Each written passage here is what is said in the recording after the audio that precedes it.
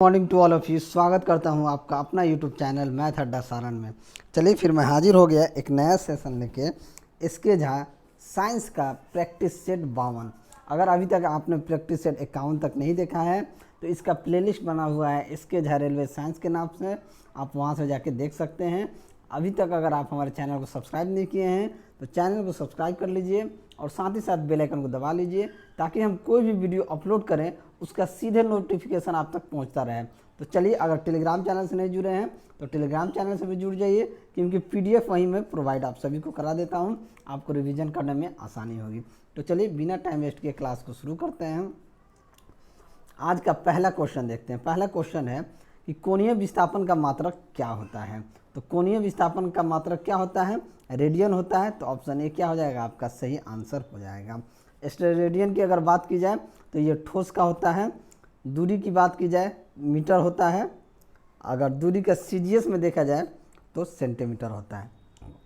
चलिए अगला क्वेश्चन देखते हैं।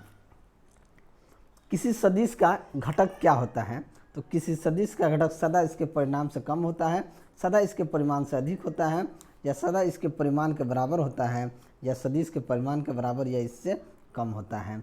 सदिश का घटक जो होता है वो सदिश के परिमाण के बराबर या इससे कम हो सकता है। तो ऑप्शन डी क्या हो जाएगा? सही आंसर हो जाएगा। चलिए अगला क्वेश्चन देखते हैं। अगला क्वेश्चन है कि मोटर गाड़ियों ए बी के दूरी समय ग्राफ से पता चलता है कि दूरी समय ग्राफ से क्या पता चलता है? एक मोटर और एक, यानी ए और बी दो मोटर गाड़ी हैं। तो ये ए एक समान वेग से चल रही किंतु बी नहीं। दूसरा कह रहा है पूरी दूरी तक बी की अपेक्षा ए अधिक वेग से चला। तीसरा कहता है पूरी दूरी तक ए की अपेक्षा बी अधिक वेग से चला, या ए एंड बी दोनों। तो पूरी दूरी ए तक की अपेक्षा बी जो क्या है अधिक वेग से चला है। तो ऑप्शन सी क्या हो जाएगा? सही आंसर हो जाएगा। देखिए यह ग्राफ क्या दर्शाता है कि वस्तु समान समय अंतराल में समान दूरी तय करता है, अतः वस्तु की गति एक समान गति होगी, यह वस्तु की प्रारंभिक स्थिति शून्य नहीं हो सकती है। ठीक है, चलिए अगला क्वेश्चन देखते हैं। अगला क्वेश्चन है, एक चीज़ और यहाँ मैं बताना आप सभी को भूल गया कि देखिए ये जो ग्राफ है ना, ग्राफ अगर बी की ढाल देखी जाए, यानी ग्राफ बी की ढाल ग्राफ ए की तुलना में देखा जाए तो अधिक होने से मोटर गाड़ी बी अधिक तेज चलेगी। ठीक है, चलिए अगला क्वेश्चन देखते हैं। थोड़ा सा आज हम काम है, ठीक है, कहीं जाना है इसलिए मैं जल्दीबाजी में हूँ। ठीक है, तो इस चीज़ को आप समझ पाएंगे, समझिए, थोड़ा सा मजबूरी है मेरा। किसी पिंड के वेग को समरूप कहा जाता है जब वेग का सिर्फ मान नियत रहे, या वेग की सिर्फ दिशा नियत रहे, या वेग का मान और दिशा दोनों नियत रहे। तो वेग किसी पिंड का समरूप कब कहा जाएगा? जब वेग का मान और दिशा का मान दोनों नियत रहता है तो वो समरूप कहा जाता है। तो ऑप्शन सी क्या हो जाएगा? आपका सही आंसर हो जाएगा। चलिए अगला क्वेश्चन देखते हैं कि निम्नलिखित में से कौन सा प्रकृति में कभी अकेले नहीं होता है? कभी अकेले क्या नहीं हो सकता है? जड़त्व, बल, संवेग, वेग। तो ये जो बल है ना, ये कभी अकेले नहीं हो सकता है, क्योंकि बल एक सदिश राशि है। ठीक है, मान लीजिए किसी वस्तु पर लगने वाला बल उस वस्तु के द्रव्यमान और वस्तु में बल के कारण उत्पन्न त्वरण के गुणनफल के क्या होता है? बराबर होता है। ठीक है, चलिए अगला क्वेश्चन देखो। बल का ऐसे मात्रक न्यूटन होता है, इस चीज़ को भी याद रखिएगा। चलिए नेक्स्ट देखते हैं। जब दो लोचदार पिंड आपस में जोर से टकराते हैं तो क्या होता है? दोनों पिंड सिकुड़ने की प्रवृत्ति में होते हैं और संपर्क सतह पर विरूपित हो जाते हैं, या दोनों पिंड दोबारा अपनी प्रारंभिक आकृति प्राप्त करने के लिए शुरू हो जाते हैं। अब देखिए एक वस्तु, ये वस्तु, ये दोनों ये इधर आकर टकराएगा तो फिर ये दोनों किधर आएगा? पीछे आ जाएगा। बात को समझ रहे हैं? ये इधर आ जाएगा। ये आप टकरा के देख लीजिएगा, कोई भी वस्तु को या गोली वोली कुछ को भी अगर टकराइएगा ना, या कोई भी ठोस वस्तु को, तो इधर से फिर ये दोनों तरफ एक दूसरे तरफ चला जाएगा। ठीक है, तो दोनों पिंड दोबारा अपनी प्रारंभिक जहाँ से आकृति होता है प्रारंभिक आकृति प्राप्त करने के लिए क्या हो जाते हैं? शुरू हो जाते हैं। तो ऑप्शन बी क्या हो जाएगा? आपका सही आंसर हो जाएगा। चलिए अगला क्वेश्चन देखते हैं। थोड़ा सा आज तेज़ी में है, बात को समझिए, थोड़ा हमको काम है। ठीक है, फिर भी मैं सोचा आप सभी के लिए वीडियो एक बना दूँ। चलिए नेक्स्ट क्वेश्चन देखते हैं कि 800 किलोग्राम की एक कार 5 मीटर प्रति सेकेंड के 10 मीटर पर सेकेंड वेग बढ़ाने में किया गया कार्य क्या होगा? तो कार्य क्या होगा? किया गया कार्य जो गतिज ऊर्जा में परिवर्तन होता है, तो हाफ काइनेटिक एनर्जी क्या होता है? हाफ m v² होता है। ठीक है, लेकिन एक v1 अगर V1 को हम 5 मीटर पर सेकेंड मान लें और V2 को 10 मीटर पर सेकेंड, तो हमारा हाफ एम क्या हो जाएगा, 1/2 m इंटू V2 का स्क्वायर माइनस V1 का स्क्वायर। 1/2 m कितना है 800, तो 800 गुना V2 कितना है 10 का स्क्वायर यानी कि 100 और 5 का स्क्वायर यानी कि 25, यानी ये तो हो जाएगा 400। तो 400 गुना 100 में से 25 गया 75, 75 चौके कितना होता है 300, यानी कि 30 किलो जूल क्या हो जाएगा हमारा सही आंसर हो जाएगा। तो ऑप्शन क्या हो जाएगा, ए जो है सही आंसर हो जाएगा, यानी 30,000 जूल हो जाएगा। ये 300 और ये 30,000 जूल, तो हम उसे 30 किलो जूल डायरेक्ट कर दिए। ठीक है, बात को समझिए। चलिए अगला क्वेश्चन देखते हैं। अगला क्वेश्चन है, निम्न में से कौन सा कथन सत्य है। सत्य कथन बोल रहा है कि माउंट एवरेस्ट पर जी का मान ग्रेटर देन जी होता है, माउंट एवरेस्ट जी का मान लेस देन जी होता है, या एक गेंद को लंबवत फेंकने पर 15 सेकंड के बाद ज़मीन पर वापस आता है, इसका वेग 75 मीटर पर सेकंड होता है, या एक गेंद को लंबवत फेंकने पर 15 सेकंड के बाद ज़मीन पर वापस आता है और इसका वेग 150 मीटर पर सेकंड हो जाता है। तो देखिए माउंट एवरेस्ट पर क्या होता है, जी का मान लेस देन जी होता है, एवं एक गेंद को लंबवत फेंकने पर 15 सेकंड बाद ज़मीन पर वापस आता है, तो उसका वेग क्या हो जाएगा, v बराबर u प्लस 80। v कितना है, भले इनिशियल वेलोसिटी कितना है 0 है, तो 0 प्लस 15 गुना 10 यानी कि 150 मीटर, यानी कि लंबवत फेंकने पर इसका वेग क्या हो जाएगा 150 मीटर पर सेकेंड हो जाएगा। तो हमारा आंसर क्या हो जाएगा, बी, जी जो है लेस देन और डी, यानी कि ये ऑप्शन बी और डी हमारा सही आंसर हो जाएगा। चलिए अगला क्वेश्चन देखते हैं। ऑप्शन बी और डी आपका सही आंसर हो जाए, तो ऑप्शन ए क्या हो जाएगा सही, केवल बी और डी सत्य हैं। चलिए अगला क्वेश्चन देखते हैं। समतापीय स्थिति में किसी गैस को दी गई ऊष्मा प्रयुक्त होती है। तो समतापीय स्थिति में किसी गैस को दी गई ऊष्मा कहाँ प्रयुक्त होती है, तो वो बाह्य कार्य करने में प्रयुक्त होती है। तो ऑप्शन बी क्या हो जाएगा आपका सही आंसर हो जाएगा। ठीक है, चलिए अगला क्वेश्चन देखते हैं। पेरिस्कोप में निम्न में से किसका प्रयोग किया जाता है। तो पेरिस्कोप में साधारण शीशा का प्रयोग किया जाता है, तो ऑप्शन ए क्या हो जाएगा आपका सही आंसर हो जाएगा। पेरिस्कोप को परिदर्शी भी कहा जाता है। क्या कहा जाता है, परिदर्शी भी कहा जाता है। पेरिस्कोप क्या होता है, एक प्रकाशीय यंत्र होता है जिसके द्वारा प्रेक्षक छिपा रहकर भी अपने चारों ओर के वातावरण को क्या कर सकता है, देख सकता है। इसका उपयोग जो होता है पनडुब्बी, युद्धपोत, क्रूजर, युद्ध क्षेत्र में छिपे सैनिकों द्वारा लक्ष्य को देखने के लिए किया जाता है। ठीक है, चलिए अगला क्वेश्चन देखते हैं कि फ्लेमिंग के वाम हस्त नियम में तर्जनी उंगली किसको प्रदर्शित करती है। तो फ्लेमिंग का जो बायां हस्त नियम जो होता है, वो तर्जनी उंगली जो होती है ना, वो चुंबकीय क्षेत्र को प्रदर्शित करती है। अब देखिए इस तरीके से मान लीजिए ये अंगूठा हो गया, ये तर्जनी हो गया, तो ये तर्जनी जो होता है ना चुंबकीय क्षेत्र को प्रदर्शित करता है। तो ऑप्शन बी क्या हो जाएगा आपका सही आंसर हो जाएगा। और ये अंगूठा जो होता है ना बल की दिशा को दिखाता है। ठीक है, चलिए आगे अगला क्वेश्चन देखते हैं।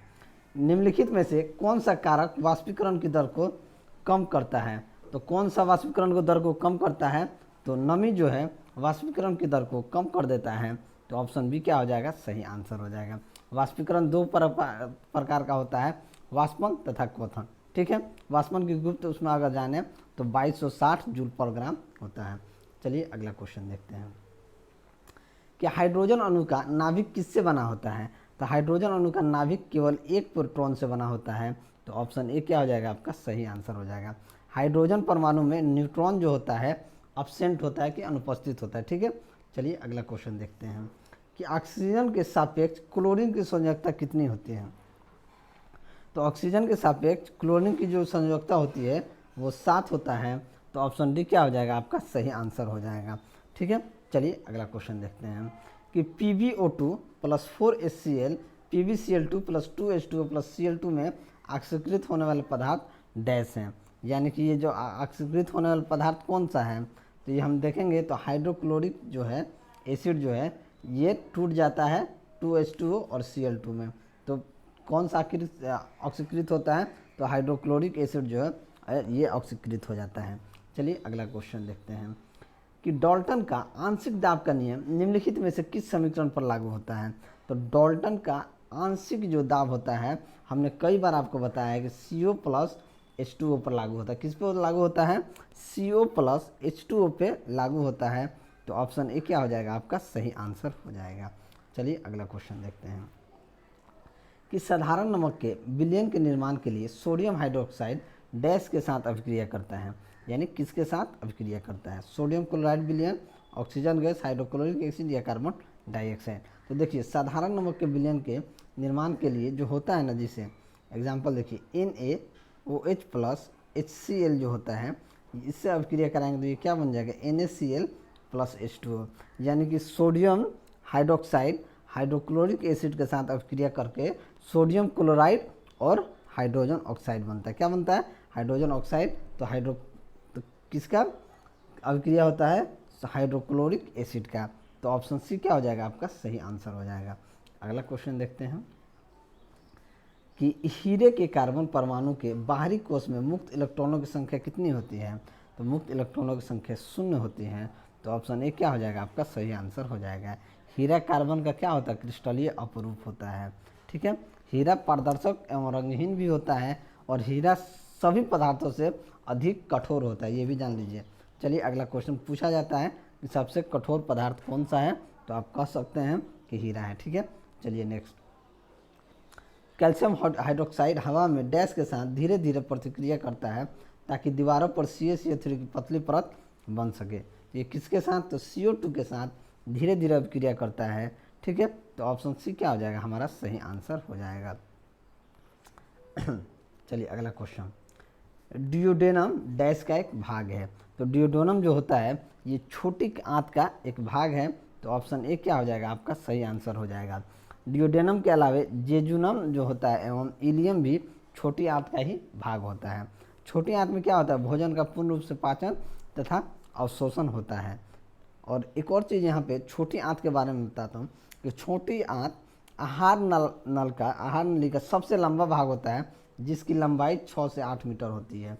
ये भी मीटर में जो होता है ये भी पूछा जाता है कि छोटी आंत की लंबाई कितनी होती है? 6 से 8, 6 से 10, 6 से 12, ये सब पूछा जाता है, तो ये चीज़ को भी ध्यान में रखेंगे। चलिए अगला क्वेश्चन देखते हैं। समान मानव का खून बहने का समय और जमने का समय क्रमशः डैश और डैश होता है। यानी समान मानव का जो होता है वो खून बहने का समय क्या होता है? तो खून बहने का समय 2 से 7 और जमने का समय होता है 3 से 10 मिनट। तो ये चीज़ भी याद रखिएगा। तो ऑप्शन सी क्या हो जाएगा? हमारा सही आंसर हो जाएगा। अगला क्वेश्चन देखते हैं। ह्यूमरस अस्थि कहाँ पाई जाती है? तो ह्यूमरस अस्थि जो होता है ऊपरी भुजा में पाई जाती है। तो ऑप्शन सी क्या हो जाएगा? हमारा सही आंसर हो जाएगा। ठीक है, चलिए अगला क्वेश्चन देखते हैं कि गर्भ निरोधक गोलियों में डैश शामिल होता है। तो गर्भ निरोधक गोलियों में क्या शामिल होता है? तो प्रोजेस्टिन और एस्ट्रोजन का गौण मिश्रण शामिल होता है। तो ऑप्शन सी क्या हो जाएगा? आपका सही आंसर हो जाएगा। देखिए हार्मोन में एस्ट्रोजन हार्मोन मासिक चक्र को क्या करता है? नियंत्रित करता है।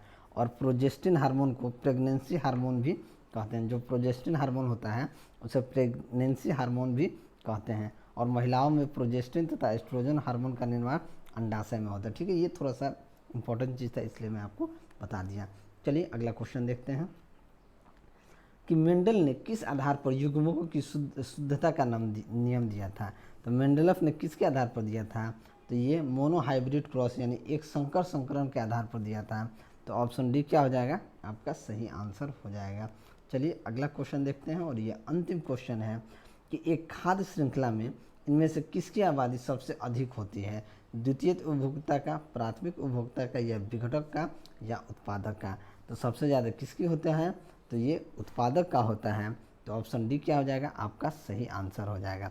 देखिए उत्पादक का मतलब होता है जो भोजन का उत्पादन करते हैं जिसमें प्रकाश संश्लेषण की क्रिया होती है, जैसे हरा पौधा। ठीक है, और वैसे जीव जो उत्पादक से भोजन प्राप्त करते हैं उन्हें प्राथमिक उपभोक्ता कहते हैं, जैसे घास खाने वाले जीव। और वैसे जीव जो अपने भोजन के लिए प्राथमिक उपभोक्ता पर निर्भर रहते हैं उन्हें हम क्या कहते हैं? द्वितीय उपभोक्ता कहलाते हैं। जैसे सियार, लोमड़ी, कुत्ता, बिल्ली इत्यादि, ये क्या होते हैं? ये द्वितीय उपभोक्ता होते हैं। तो चलिए आज के लिए इतना ही। अगर मेरा वीडियो आपको अच्छा लगा हो तो वीडियो को लाइक करें, दोस्तों में शेयर करें। अगर आप हमारे चैनल पर नए हैं तो चैनल को सब्सक्राइब करें। मैं ऐसे ही वीडियो लेकर आपके सामने हाजिर होता रहूँगा। तो चलिए मिलते हैं अगले वीडियो में। तब तक के लिए जय हिंद। घर पर रहें, सुरक्षित रहें और पढ़ते रहें। अगर आपने अभी तक 51 प्रैक्टिस सेट का वीडियो नहीं देखा है तो आपको प्लेलिस्ट में इस सब का वीडियो मिल जाएगा। और प्लेलिस्ट का मैं आप एक बार नाम बता दूं कि एस के झा रेलवे साइंस करके मैंने प्लेलिस्ट बनाया है, तो आप वहाँ से देख सकते हैं। और टेलीग्राम चैनल से आप ज़रूर जुड़ जाइए, क्योंकि टेलीग्राम चैनल पे मैं अपना इस सभी का PDF डाल देता हूँ ताकि आपको रिवीजन करने में आसानी होगी। तो चलिए मिलते हैं अगले वीडियो में, तब तक के लिए जय हिंद।